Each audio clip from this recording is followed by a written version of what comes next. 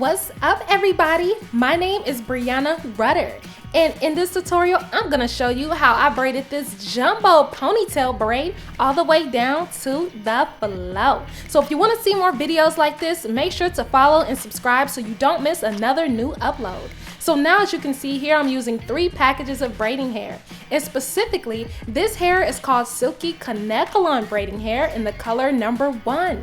When the hair is folded, it's 40 inches long, but when the hair is extended all the way down, it's 80 inches long. So now I'm just twisting the top portion of the braid and I'm gonna put it around my tripod stand. So now at this point that it's twisted, you want to make sure that you pinch off 1/3 of the hair from both sides, so that way you can form your middle leg to begin braiding. So as you can see here, I'm making sure that I'm smoothing with every step of the way so that there's no kinks in this braid.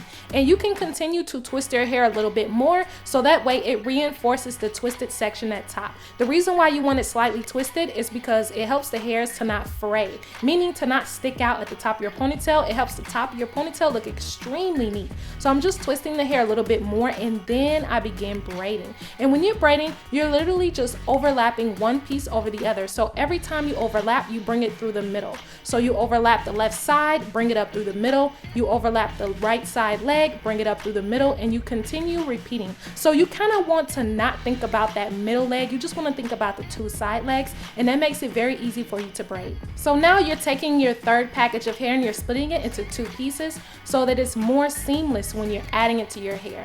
Now, being that the ends of the hair are just a little bit more thicker than the piece you're adding, you're gonna have to make sure you're smoothing the shorter pieces as you go so that they don't stick out from the braid. And if you make any mistakes, all you gotta do is take your piece off and fix it. But as you're braiding, the most important thing you don't wanna do is allow the hair to stick out. So you're just blending in the short pieces with the long piece until you go all the way down to the bottom. Now, as you're braiding, you can tell that the braid is getting a little bit thinner, and that's perfectly fine. So now I'm gonna add some curly crochet hair, and this is called Brazilian curly. And this is synthetic braiding hair. It's super affordable and I got it off of Amazon. So with about 5 to 6 inches of the braid actually left over, I then started adding the curly pieces so that it can blend in a lot more seamless. So once you've braided down far enough, you're then going to grab small pieces of curly crochet hair and you're going to form multiple knots. But as an example, I'm just showing you how to do it. So I've already did multiple knots on the hair, and if you want the length of your curls a little shorter, all you gotta do is use your scissors to trim them down if you like. So now that the braid is finished, I'm just gonna show you a quick look of how it looks right before installing it. So when you actually install your braid, you want to go ahead and use a hair tie that's very stretchy. So that way it's easy to wrap it around the base of your ponytail multiple times. Now I'm using this crochet latch hook to make it very easy for me to pull the ponytail holder through the top. And then you're just going to open up one side of the ponytail. You're gonna loop in the second portion of the holder as you see here, and then you're gonna pull through very tight to create that knot. Now you can do it twice if you want, but I only did it once. And this is how your braid should look in preparation for adding to your ponytail.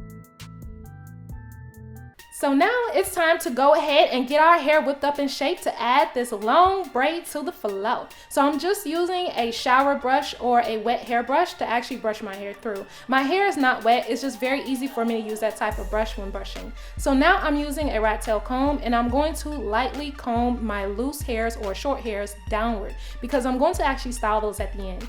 Now you're going to use your favorite leave-in hair conditioner or moisturizing product, and you're going to apply a thick amount to your hair. You want to make sure your hair is very moisturized because we're actually going to be adding some hairspray. So you don't want your hair to look dry or feel dry. So you're going to add a great amount of it in the back and the front.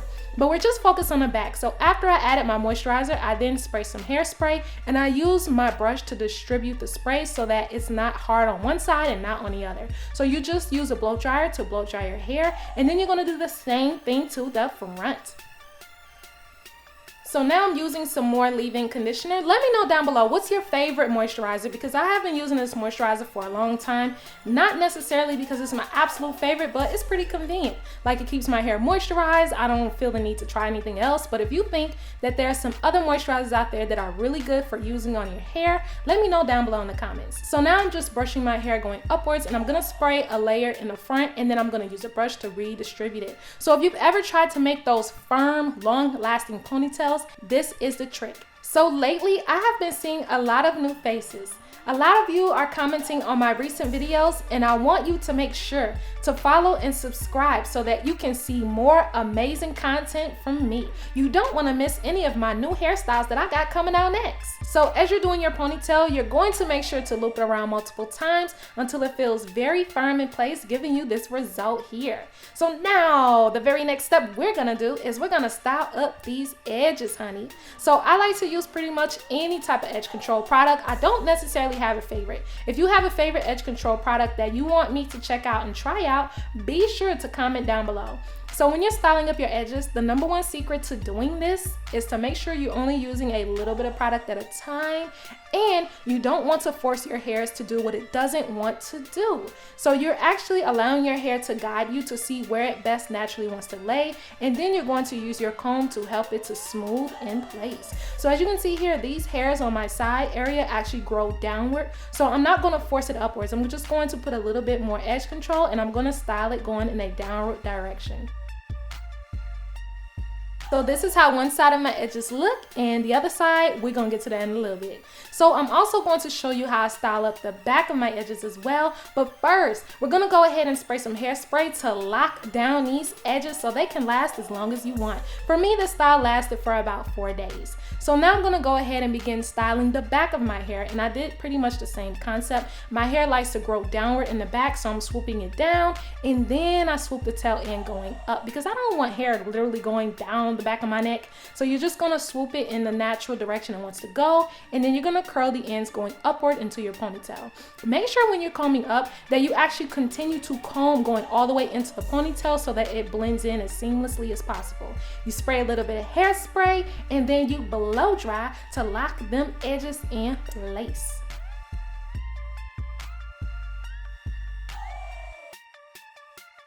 So now that you're done styling your edges, you're gonna take your favorite oil sheen and you're going to apply a good amount to the front and a good amount to the back. The reason why is because silky kanekalon braiding hair is actually more shinier to the naked eye. So I wanted to make sure that my hair matched it. It's not super shiny, but my hair doesn't look as shiny as a braiding hair. So a little bit of oil sheen actually helps it to match better. So now you just braid that top braid as you can see here, and I'm gonna show you how you want to install it when you have your ponytail braided. We're gonna begin adding our jumbo ponytail braid. So at this point, you're going to use your crochet latch hook to help you to do this process.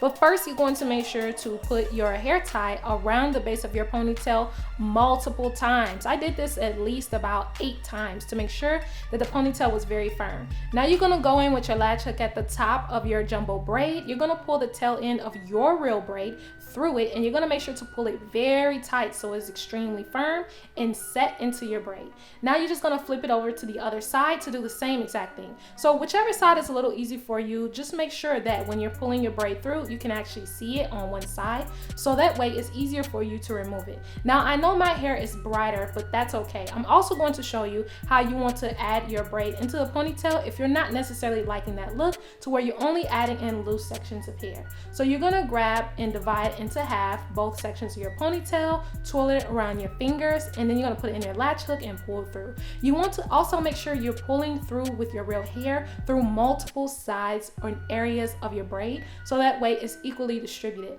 Now I like to make sure to keep my hair more so to the surface of the top of the braid because it makes it a lot easier for me to take my hair down as well as slick it down if I need to.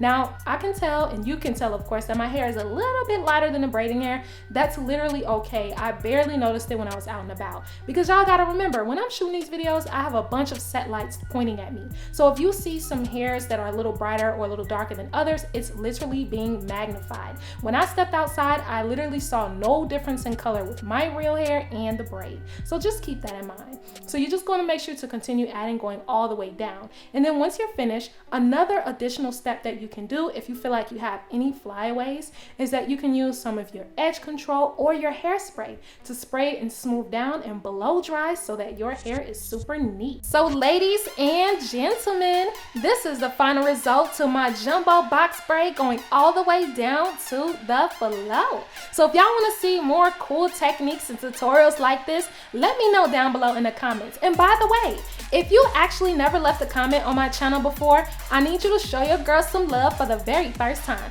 And let me know down below what other looks you want to see from me. See you next time. What's up, everybody? I'm back at it with box braids to the floor again. And for those of you who are new, my name is Breanna Rutter and I am a beauty guru. My goal is to reach 1 million followers with your help.